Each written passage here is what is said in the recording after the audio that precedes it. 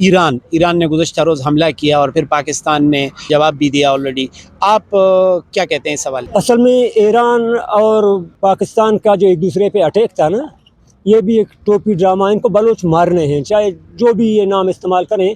ان کے فوجی آپس میں اتنے قریب ہوتے ہیں جتنا یہ بندہ وہ سامنے جو روڈ پہ کھڑا ہے نا، اتنے ہی قریب. چائے پینے ایک ساتھ، آگ جلاتے ہیں، چائے بناتے ہیں، ساتھ پیتے ہیں، ساتھ کھانا کھاتے ہیں، ایک ساتھ ہوتے ہیں. اور جنگ کے دوران بھی دونوں ایک ساتھ بیٹھ کر چائے پی رہے ہیں. میزائل ایک اس طرف سے اٹھ کر وہاں بلوچ پہ گرتا ہے اور وہ اس طرف آ کے اس بلوچ پہ گرتا ہے. ایک تھوڑا سا میں آپ کو جغرافیہ اس کا بتا دوں کہ گزشتہ 2-3 دنوں سے یہاں سے یہ بھی لوگ سارا شوشہ اٹھا رہے ہیں. ایک بلوچستان ہمارا جو یہاں پہ ہے، جسے آپ کہتے ہیں کہ پاکستان کا صوبہ ہے، اور نظر تو بظاہر نہیں آ رہا ہے اسے. دوسرا ایک حصہ اتنا ہی ایران میں ہے بلوچستان کا، اور ایک اتنا ہی افغانستان میں ہے. 3 حصوں میں یہ اس وقت بٹا ہوا ہے. ہماری سرزمین 3 حصوں میں تقسیم ہے، اور بالکل رشتہ داریاں ہیں. جو چاگی اور اس ایریا کے لوگ ہیں، ان کی رشتہ داریاں پھر افغانستان اور ایران دونوں کی طرف ہے. ایک بھائی افغان، ایک ایران، ایک اس طرف چاگی. تو یہ ہیں. اب جو ہمارا بارڈر کا ایریا ہے وہ صرف ایران سے ملتا ہے، جہاں یہ جنگیں اس وقت ہوئی ہیں. پروم کا علاقہ ہے، آگے شمسر ہے، حق آباد کا جو نام لے رہے ہیں ساتھی، یہ بارڈر ایریا ہے ہمارا. جو علاقہ ہے آگے زامران تک جاتا ہے، مند پھر گوادر پٹی ہے ایک ہی. تو اس طرف ایک بھائی ہے، ایک اس طرف ہے، اور تیسرا بھائی ادھر ہے. مطلب یہ ہے کہ 3 جگہ یہ تقسیم ہے. یہیں پہ میرا ایک عزیز میرے ساتھ ہے، ان کی ماں ایران میں ہے، والد پاکستان میں. یہاں بالیچا میں ہوتا ہے. یہ کبھی ماں کے پاس جاتا ہے، کبھی والد کے پاس، کبھی والد اس طرف جاتے ہیں، کبھی والدہ اس طرف آتی ہے. تو مطلب ایسے کہ بیوی اس طرف اور شوہر اس طرف، یہ ہمارا ایک دوسرے سے رشتہ ہے. گزشتہ چند دنوں سے یہ جو شوشہ اٹھانے کی کوشش کی جا رہی تھی ایک پروپیگنڈے کے تھرو، یہ تھوڑا سا جغرافیہ ان کو اصل میں نہیں. ان کو تو یہ بھی نہیں پتہ ہے کہ بلوچستان وزیرستان میں ہے، سندھ میں ہے، KPK میں ہے، یا کوئی الگ ان کا صوبہ ہے.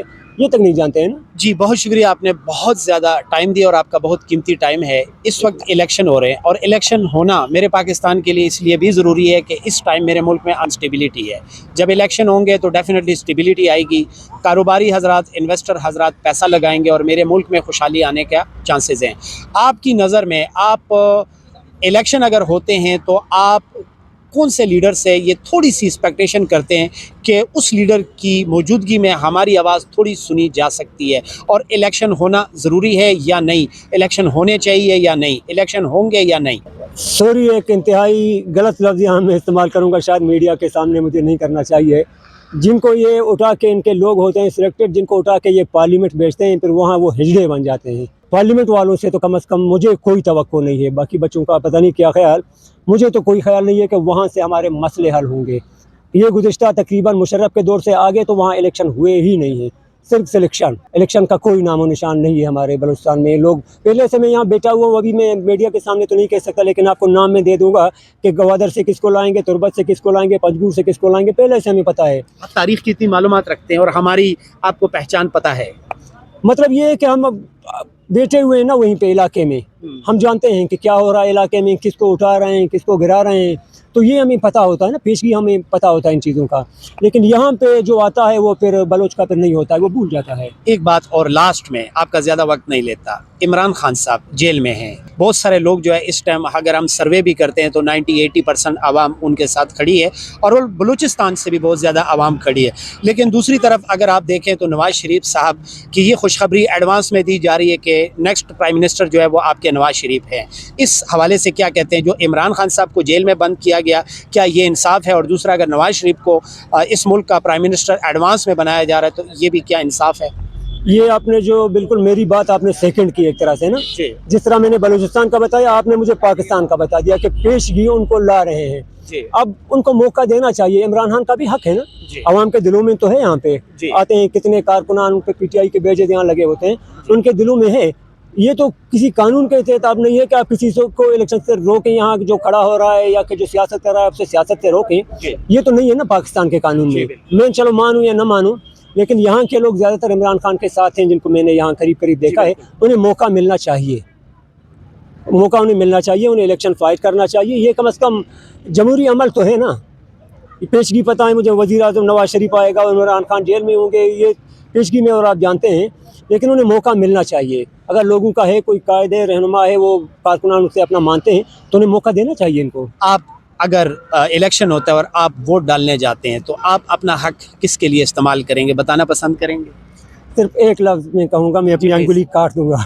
किसी को वोट नहीं मैं देंगे? वोट नहीं दूंगा, मेरा मर्जी है, मतलब मुझे आइन में जबरदस्ती नहीं है कि मैं वोट कास्ट करूँ ना, नहीं, तो आपका इस्लाम में जो भी नहीं है। आपका पैगाम तो ये जाना चाहिए कि वोट जो है अपना हक इस्तेमाल करें और जिसको आप पसंद करते हैं उसके लिए आप वोट करें। मैंने आपको हंस के ये इस वजह से कहा, लेकिन जवाब मेरा ये एक किस्म से दो टोकता ना, क्योंकि मैं कोई इस लेवल का इस वक्त देख ही नहीं रहा हूँ कि जो बलूचिस्तान के ग्राउंड में बैठ के मेरे मसले पार्लियामेंट में आके हल करे, इस लेवल का कोई है भी नहीं। बहुत शुक्रिया जी। लास्ट में क्या पैगाम करते हैं पाकिस्तान की आवाम, बलूचिस्तान की तरफ से बहुत ज़्यादा मोहब्बतें, बहुत ज़्यादा प्यार आप इस्लामाबाद के लिए लेकर आए हैं और आप हमारी नज़र में आप बिल्कुल पुरअमन यहाँ पर अपना प्रोटेस्ट रिकॉर्ड कर रहे हैं, तो आप क्या पैगाम करते हैं पूरी कौम को? कि यहाँ जब आए इस्लामाबाद में, यहाँ पे जो मेज़बानी हुई, अब मैं डर मुझे ये है कि वापसी में हम वो दिल लेके ना जाएं।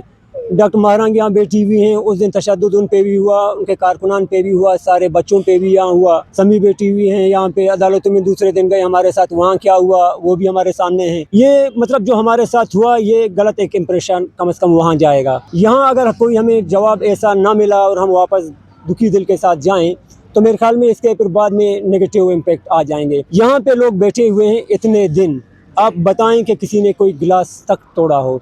ये जो बाड़ लगाए हैं ना जी। पुलिस ने लगाए कि जी आप लोग इसके आगे नहीं जाएंगे, रैलियां नहीं निकाल सकते, आप लोग बाहर मुजाहरे नहीं कर सकते। हालांकि रोजाना यहाँ मुजाहरे भी हो रहे हैं, स्पीकर का भी इस्तेमाल हो रहा है, लेकिन आप लेकिन लोग हमें बाहर रोड नहीं पे गए। जाने की इजाज़त नहीं है इंतजामिया की तरफ से। तो उनसे पूछे कि एक भी हमारा ऐसा कारकुन हो जिसने बाढ़ क्रॉस किया हो। दरवाज़ा है वो जो बाढ़ खोला है, कहते यही एक इस्तेमाल करें। अगर उस कोने से भी आना हो तो कारकुन यहाँ से आके इस दरवाजे से निकलता है। इतने प्रॉपर तरीके से यहाँ पे सारे काम कर रहे हैं कि दूसरे भी इंस्पायर हैं। यहाँ आते हैं अक्सर पाकिस्तान के मुख्तलिफ इलाकों से लोग, वो कहते हैं कि हम हैरान हैं आप लोग कैसे इस तरह ऑर्गेनाइज हैं, आप लोगों ने कैसे वो सब कुछ मेंटेन कर रखा है, इतना ऑर्गेनाइज हम नहीं हो सकते। ऐसे एक दिन तो बाकायदा एक 12 साथियों का वफ्द आया था, नाम मैं नहीं लेना चाहूँगा, वो तो मुझे कह रहे थे कि अपने बच्चियों से, माओं से मुझे मिलाएं, डॉक्टर से मिलाएं, समी से मिलाएं, बाकी बच्चियों से मिलाएं।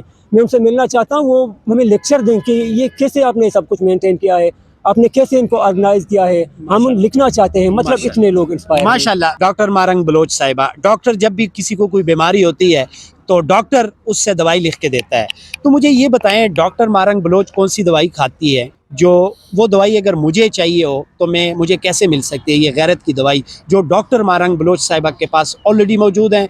और डॉक्टर महरंग बलोच साहिबा मेरे बलोचिस्तान की बेटी इतनी आगे क्यों है, तो ऐसी क्या चीज़ है, ऐसी कौन सी मेडिसिन है जो हमें भी मिले?